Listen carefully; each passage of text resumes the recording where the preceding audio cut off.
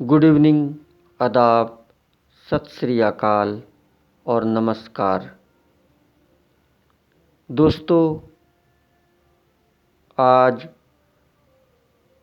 23 मार्च सन 2022 बुधवार है और इस वक्त रात के 11:05 हो चुके हैं। दोस्तों, उम्मीद करता हूँ आप सभी खैरियत से होंगे।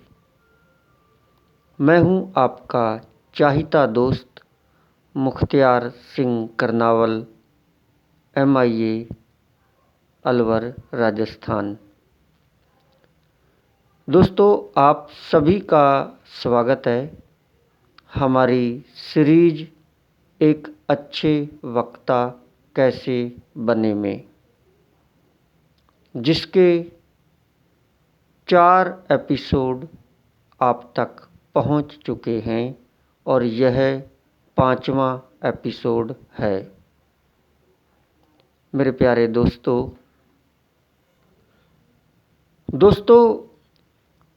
एक अच्छे वक्ता कैसे बने, एक अच्छे मंच संचालक कैसे बने, इस पर भी मैं आता हूँ। उससे पहले थोड़ा आज की अपडेट।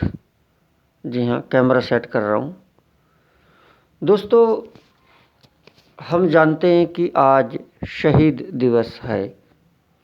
आज के दिन शहीद आजम सरदार भगत सिंह, राजगुरु और सुखदेव, इन तीनों को फांसी पर चढ़ाया गया था अंग्रेज़ों के द्वारा। दोस्तों, कभी कभी मैं ऐसा सोचता हूँ कि ये वो लोग थे जिन्होंने अपनी जवानी नहीं जी, जवानी आने से पहले ही कुर्बान हो गए, शहीद हो गए देश के लिए, समाज के लिए। लेकिन अब जब हम आज़ाद हो गए हैं, आज़ाद होने के बाद आज इन्होंने जो हमें रास्ते बताए हैं, हम उन रास्तों पर ना चलकर हम हमारी मर्जियां करते हैं। हम सोचते हैं कि ये भारत हमारा ही है। हम ये भूल जाते हैं कि हमसे पहले इसे आज़ाद करवाने में किन लोगों ने कुर्बानियाँ दी।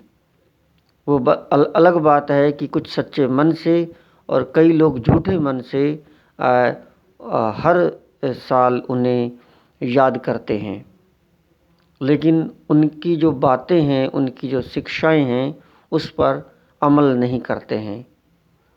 कभी कभी मैं सोचता हूँ कि यदि शहीद भगत सिंह, राजगुरु और सुखदेव, यदि इनको पता होता कि हमारे बाद ऐसा भारत होगा, तो वो कभी भी देश पर कुर्बान नहीं होते और अपनी जान नहीं गंवाते। खैर दोस्तों, अपने अपने विचार हैं, ये मेरे विचार थे। अपने विचारों को शेयर करना, अपने विचारों को अभिव्यक्त अर्थात एक्सप्रेस करना, उसी के लिए हमें बोलने की ज़रूरत पड़ती है। और आजकल तो सोशल मीडिया है और हमें कई बार मंच पर भी बोलना पड़ता है। और जब हम बोलने लग जाते हैं तो लोग हमसे ये उम्मीद करते हैं कि हम अच्छा बोलें, और जब हम अच्छा बोलने लग जाते हैं तो लोग हमसे और अच्छा और फिर और बहुत अच्छा हमसे बोलने की उम्मीद करते हैं, क्योंकि यह भी एक नशा है, बोलने का भी और सुनने का भी। तो वो जो डोज पहले उनको मिली थी, अब उससे थोड़ी ज़्यादा चाहिए।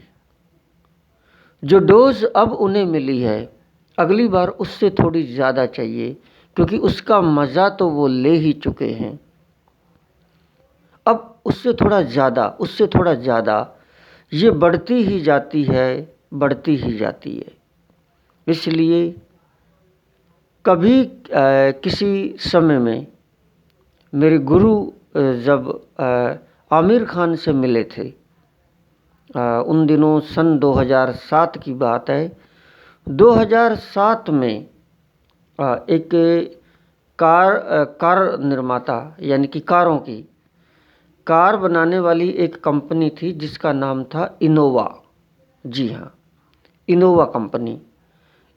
तो इनोवा, अब कंपनी तो मुझे नहीं पता क्या है, लेकिन जो कार का जो मॉडल था, जो कार का नाम था, वो इनोवा था। तो जो इनोवा कार थी, मतलब एक तरह से कहूँ तो नॉर्मल कार से बढ़िया थी वो। सन 2007 की बात कर रहा हूँ। एक तरह से मतलब अच्छी वाली कार थी, जो थोड़ा ऐशो आराम वाली कार थी। 2007 में उसके रेट्स मुझे ठीक से याद तो नहीं है, लेकिन यही कोई 9, 10, 11 लाख के करीब उसके रेट्स थे। 2007 क्या 2006 में, सॉरी 2006 में, 6 से लेकर आज 22 हो गया। तो आप देखें कितने साल की बात हो गई। 6 और 14 और 2 18 साल। 18 साल पहले 2006 में जब मेरे गुरु ने इनोवा कार के लिए अप्लाई किया था कि मुझे इनोवा कार खरीदनी है, और अप्लाई भी इसलिए किया था कि उस टाइम उस कार कंपनी ने उस कार को बेचने के लिए एक ऑफ़र दिया था। और ऑफ़र ये दिया था कि जो कोई भी इस कार को खरीदेगा उसकी आमिर खान, जो मूवी बनाते हैं, हम सभी जानते हैं उनको, आमिर खान और उनकी जो बीवी हैं, जो सेकंड वाइफ है, किरण राव या कुछ ऐसा नाम है, उनसे मुलाकात कराई जाएगी। तो इस चक्कर में आप जानते हो भारत के लोगों को, अगर ऐसा छोटा मोटा ऑफ़र के लिए भी भारत के लोग तैयार रहते हैं, ये तो बहुत बड़ा ऑफ़र था कि आमिर खान से मुलाकात होगी। तो बहुत सारे लोग जो कार खरीदना चाहते थे, उन्होंने सोचा दूसरी को छोड़ चल इनोवा ही खरीद ले, कम से कम आमिर खान से मिलने का मौका तो मिलेगा। तो ऐसे मेरे गुरु ने भी अप्लाई किया था और कार खरीद ली। तो आमिर खान से मुलाकात के लिए, अब मुझे जगह तो पता नहीं, लेकिन जहाँ तक मैं समझता हूँ डेफिनेटली बॉम्बे ही होगा या कोई और जगह होगी। तो वहाँ कई लोग जिन्होंने कारें खरीदी होती थी भारत के अलग अलग कोनों से, उन सब की एक साथ आमिर खान से मुलाकात करवाते थे।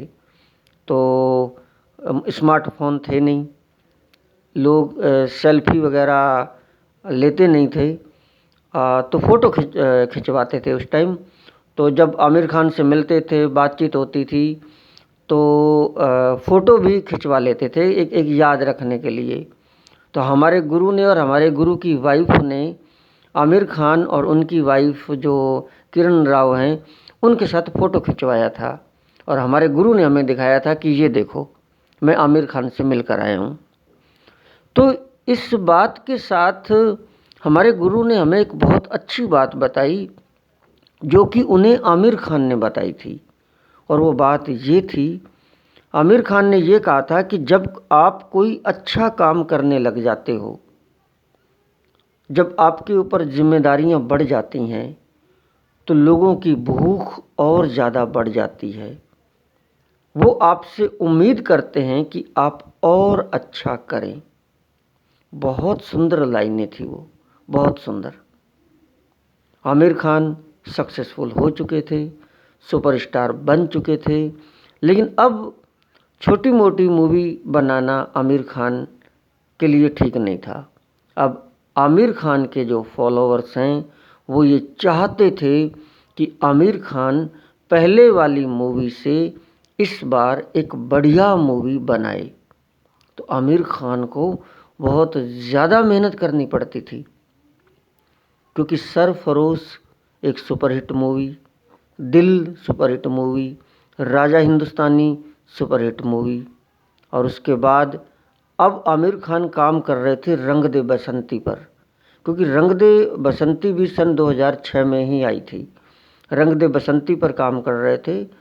तो उन्होंने यही था कि इसमें ज़्यादा मेहनत करनी पड़ रही है हमें, मतलब उन मूवीज़ से ज़्यादा अच्छा हमें कुछ करके दिखाना है। उसके बाद तारे ज़मीन पर, और फिर एक वो गजनी, तो आगे और सुपरहिट मूवी एक और बाद में आई थी पीके मूवी उन्होंने बहुत अच्छी बनाई। तो ये आमिर खान का कहना था, लेकिन ये सच्चाई है कि जब आप अच्छा काम करने लग जाते हो तो लोग उम्मीद करते हैं कि आप और अच्छा करें, और फिर आपके ऊपर काम और जिम्मेदारियां बढ़ जाती हैं। शायद ये वही बात मैं आपके लिए कह रहा हूँ कि जब आप अच्छा बोलने लग जाते हो तो फिर वैसा ही जैसा आप पहले बोले इससे पहली मीटिंग में, वैसा ही यदि आप बोलते हो तो लोगों की भूख मिटती नहीं है। वो आपसे उम्मीद करते हैं कि आप कुछ और बढ़िया बोलें। तो ये एक सच्चाई है ज़माने की। इसी वजह से मैं ये कहूँगा दोस्तों से कि बोलना एक बहुत बड़ी कला है, इसको हल्के में मत ले लेना। जिम्मेदारियां बढ़ जाती हैं, और इन्हीं जिम्मेदारियों को ध्यान में रखते हुए ये सीरीज स्टार्ट की गई है कि आप बेहतर स्पीकर कैसे बने। आज एपिसोड 5 है, एपिसोड 4 तक हम काम कर चुके हैं। लेकिन दोस्तों मैं माफ़ी चाहूँगा कि एपिसोड 4 जो है, हालांकि कंटेंट्स बहुत बढ़िया हैं, बहुत अच्छी चीज़ें उसके अंदर आपको बताई गई हैं, लेकिन मुझसे एक गलती होगी। गलती ये कि जो एपिसोड 4 में जो साउंड है वो साफ़ नहीं है, आवाज़ साफ़ नहीं है। वजह यह है कि पंखा चल रहा है और पंखे की आवाज़ आ रही है। तो जब आप उसको गौर से सुनते हो तो बीच में पंखे की आवाज़ आती है, मतलब आवाज़ क्लियर और स्पष्ट नहीं आती। हालांकि आप समझदार हैं, जो लोग मोती चुनते हैं वो सागर में से या कहीं से भी निकाल लेते हैं। आप मोती उसमें से ढूंढ लेंगे, मुझे पता है। चाहे आवाज़ आए, चाहे नहीं साफ आवाज़ आए, चाहे कितनी परेशानियां आएँ, लेकिन जो क्वालिटी है वो आपके जो कान हैं उन्हीं शब्दों को ही सुनेंगे। इसे फोकस कहते हैं।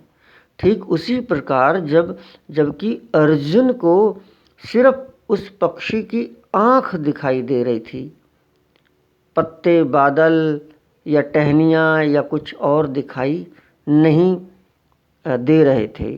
अगर आप वाकई में एपिसोड 4 को समझना चाहते हैं तो जो उस पर कंटेंट्स आपको बताए गए हैं, जो अच्छी बातें बताई गई हैं, अगर आपके कान उस पर फोकस करेंगे तो फिर वो जो साउंड पंखे का आ रहा है उसकी तरफ आपका ध्यान नहीं जाएगा।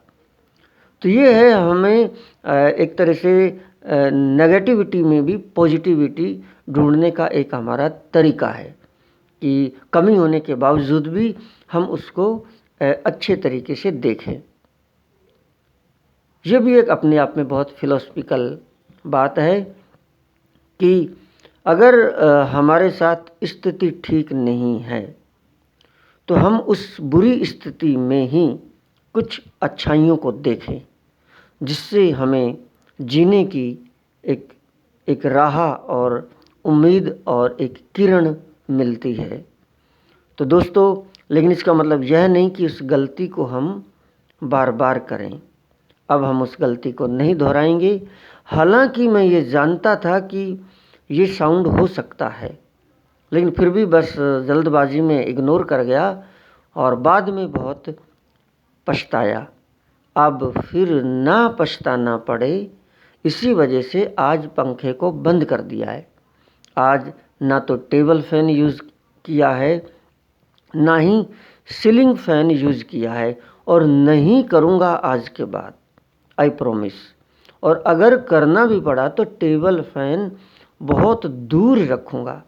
वैसे भी मेरे पास ओरिएंट का टेबल फैन है जो साउंड नहीं करता, लेकिन परसों थोड़ा ज़्यादा पास रखा हुआ था, इसलिए साउंड आ रही थी। तो उसके लिए क्षमा चाहता हूँ। आगे के लिए इन चीज़ों का ध्यान रखा जाएगा। अब आते हैं हम हमारे मेन टॉपिक पर। एक और चीज़ है दोस्तों, वो ये कि कंटिन्यूटी बहुत ज़रूरी होती है। अगर हमें सफल होना है तो हमें लगातार ऑन रहना पड़ेगा। कई बार बीच में मिस होने से फिर वो मन नहीं करता है। एक माफ़ी ये भी चाहूँगा दोस्तों मैं आपसे कि कल हम आउट ऑफ स्टेशन थे, घर से बाहर थे, रात को लेट आए घर पर और बस फिर थोड़ा थके हुए थे। कल मैं आपके लिए एपिसोड 5 नहीं बना पाया जो आज बना रहा हूँ। और एक चीज़ और मैं शेयर करूँगा कि ये जो मैंने सीरीज शुरू की है, क्योंकि अब मैं थोड़ा फ्री हुआ हूँ, पहले मैं बिजी था, तो जैसे ही मैं फ्री हुआ हूँ बहुत सारे सोशल मीडिया के काम आ गए हैं। मैं आपको बताना चाहूँगा जिसमें 2 तो अपने यूट्यूब चैनल हैं, 2 अपने ब्लॉगर हैं और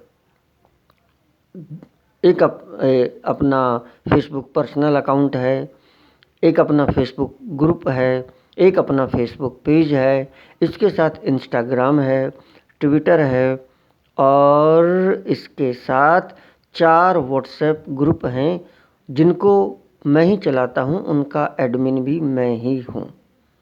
तो दोस्तों अब जैसे ही थोड़ा सा वक्त मिला है, दिन बड़े हुए हैं, काम करने का मन हुआ है, तो सारे कामों में पैर फैला दिए हैं। वैसे कहते हैं कि सफल वही होता है जिसका निशाना सिर्फ एक तरफ होता है। अभी तो चाव चाव में सारे कामों में पैर और हाथ डाल दिए हैं। देखो क्या होता है, वैसे मैं तो इसमें से भी अच्छा ही निकाल लेता हूँ। खैर दोस्तों, और बातें बहुत सारी होगी, आइए अब स्टार्ट करते हैं। Here we go. तो अच्छे वक्ता कैसे बने, हम इस पर बात कर रहे थे। हमने ड्रेसिंग सेंस के बारे में बात की, हमने शुरुआत कैसे करें, हम ओपनिंग कैसे करें, इसके विषय में हमने बात की।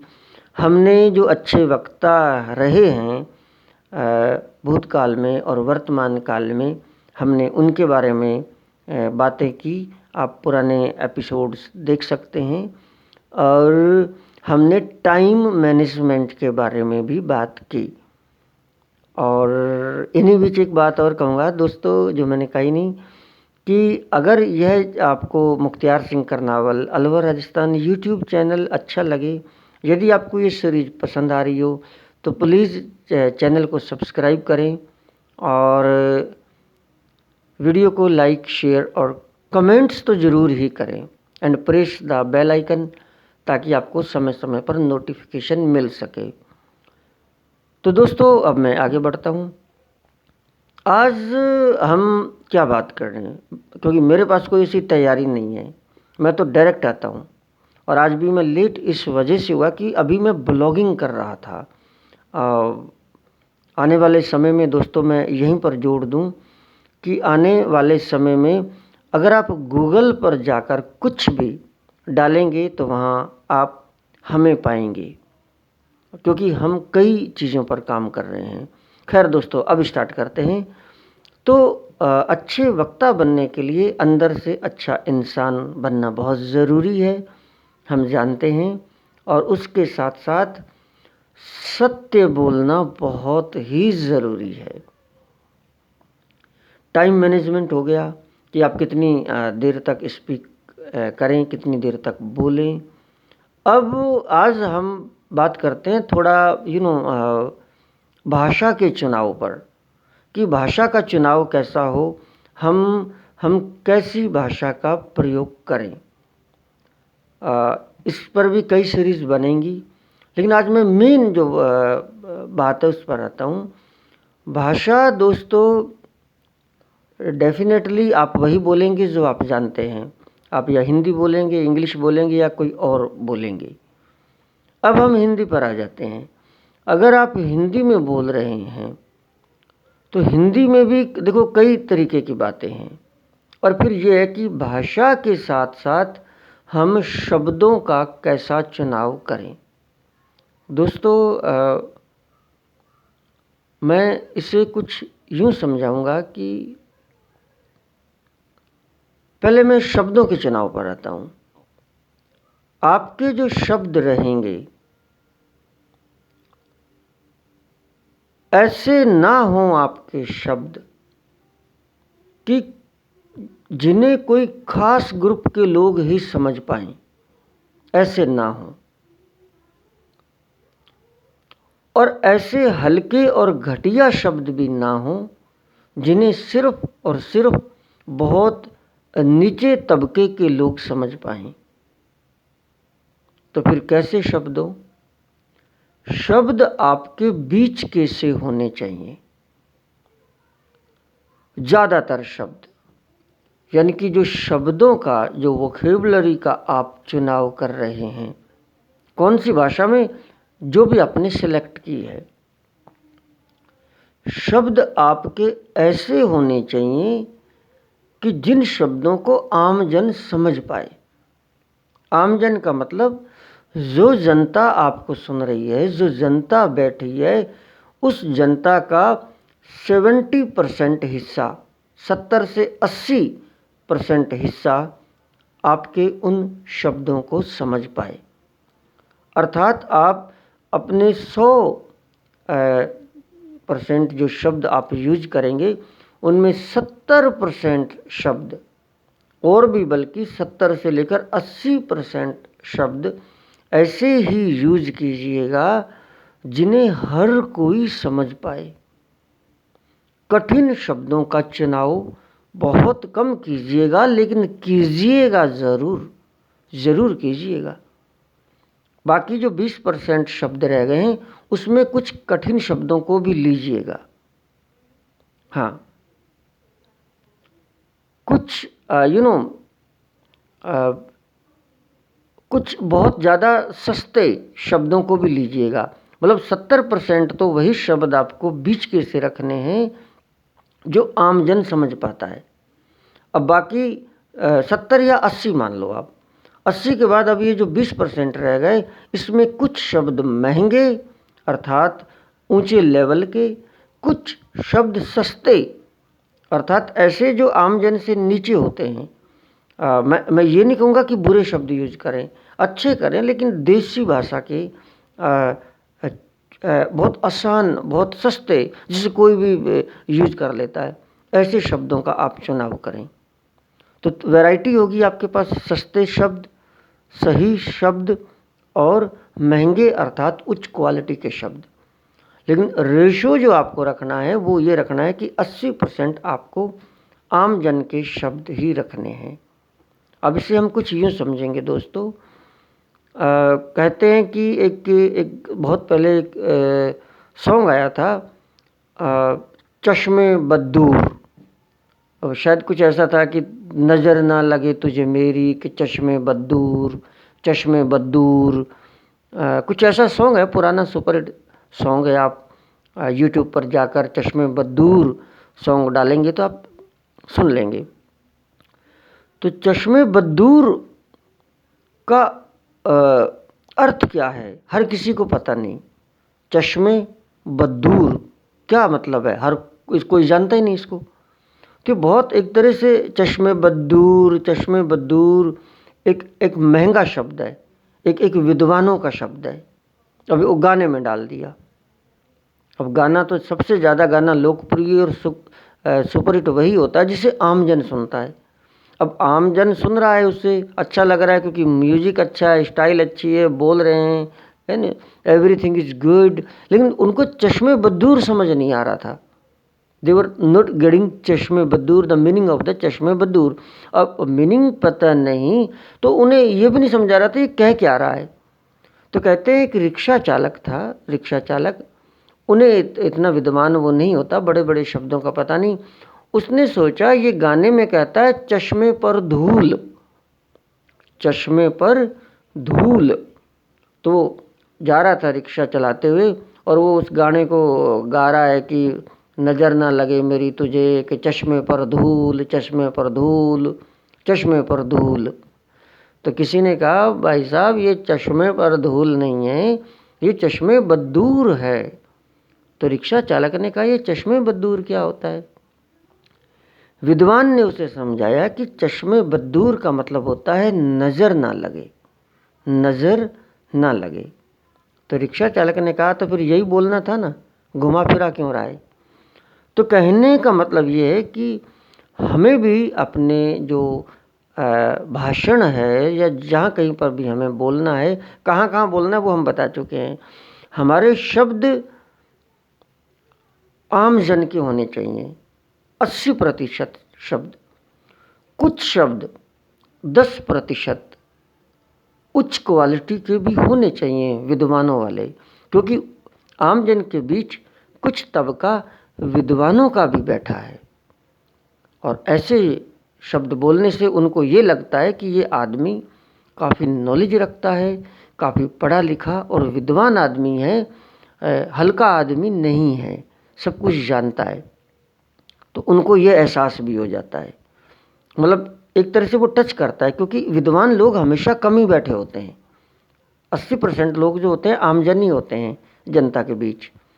तो आप कुछ ये मैं ये नहीं कह रहा कि विद्वान मतलब जैसे कोई सेमिनार हो रही है जिसमें सारे ही सारे डॉक्टर्स हैं तो डेफिनेटली सारे ही विद्वान हैं, लेकिन फिर उनका भी एक क्राइटेरिया होता है, उसमें भी बहुत ज़्यादा पढ़े लिखे मतलब नॉलेज रखने वाले और बीच के और कम हैं सारे ही डॉक्टर्स। तो वहाँ पर भी आप ऐसे शब्दों के सिक्सर आप मार सकते हैं जो उनको आपस में लगे कि यार ये तो हमने शब्द सुने ही पहली बार हैं। लेकिन बहुत कम ऐसा रेशो वो बताएगा लोगों को कि आप कितने नॉलेजफुल आदमी हो, और बाकी 80% आपके शब्द सामान्य रहेंगे और 10-1% आपके सस्ते शब्द भी यूज होने चाहिए, जो हल्के शब्दों जो मतलब बुरे तो नहीं कहूँगा लेकिन वो भी होने चाहिए। क्यों होने चाहिए किसी और वीडियो में बात करेंगे, क्योंकि अब काफ़ी और बातें डिस्कस करी दोस्तों, तो समय कम बचा है। बस मैं इतना ही कहूँगा कि आज का एक अच्छे वक्ता कैसे बने के रूप में हमारा जो मेन फोकस है वो है कि हम कैसे शब्दों का चुनाव करें। शब्द ही सब कुछ है। अब लैंग्वेज की बात हम कल करेंगे कि लैंग्वेज हमने कौन सी चुनी है, हिंदी या इंग्लिश या पंजाबी, और जो लैंग्वेज चुनी है उस लैंग्वेज में क्या हमें कला लानी है, इस पर उस भाषा में किस तरह की भाषा का प्रयोग करना है, ये हम कल बात करेंगे एपिसोड 6 में। तो आज के लिए दोस्तों इतना ही, और एक बार फिर कहूँगा कि चैनल को ज़रूर सब्सक्राइब करें, लाइक शेयर और कमेंट्स तो बहुत ज़्यादा करिए आप, और है बहुत सारे काम फिर भी वक्त निकालता हूँ, क्योंकि अब हमारी उम्र उस लेवल तक हो गई है कि बहुत ले चुके। अब हमारा फ़र्ज है कि हम समाज को कुछ दें। दोस्तों, कमाई करना मेरा कभी भी मकसद नहीं है, कभी भी नहीं। अगर कुछ लोग ये सोचें कि मैं YouTube पर आकर ये वीडियो बनाकर पैसा कमाना चाहता हूँ, नॉट एट ऑल, ऐसा बिल्कुल नहीं। मैं समाज को कुछ देना चाहता हूँ और जो मेरी कलाएं हैं वो समाज के साथ बांटना चाहता हूँ। शायद यही कारण है कि हर पहलू को मैं टच कर रहा हूँ। अगर मैं किसी एक ही पहलू को टच करके चलूँ तो उसमें आदमी का एक पर्टिकुलर निश भी बनता है और उस पर कमाई भी होती है। तो मेरा कमाई की तरफ कोई ध्यान नहीं है, मैं हर पहलू को थोड़ा थोड़ा टच कर रहा हूँ और हर तरीके की नॉलेज पर बात यहाँ पर भी करूँगा। तभी मैंने अपने ब्लॉगिंग्स पर आप गूगल पर जाइएगा और सिर्फ मुख्तियार सिंह करनावल अलवर राजस्थान डालिएगा, वहाँ बहुत कुछ आ जाएगा। आप मेरी पर्सनल डायरी पढ़ सकते हैं, आप मेरी ऑटोबायोग्राफी पढ़ सकते हैं, आप मेरी कहानियाँ पढ़ सकते हैं, आप मेरे विचार पढ़ सकते हैं, आप मेरी शायरियाँ पढ़ सकते हैं, और भी बहुत कुछ लिखा है। आप इंग्लिश के बारे में बहुत कुछ पढ़ सकते हैं, बहुत लेसन लिखे हुए हैं।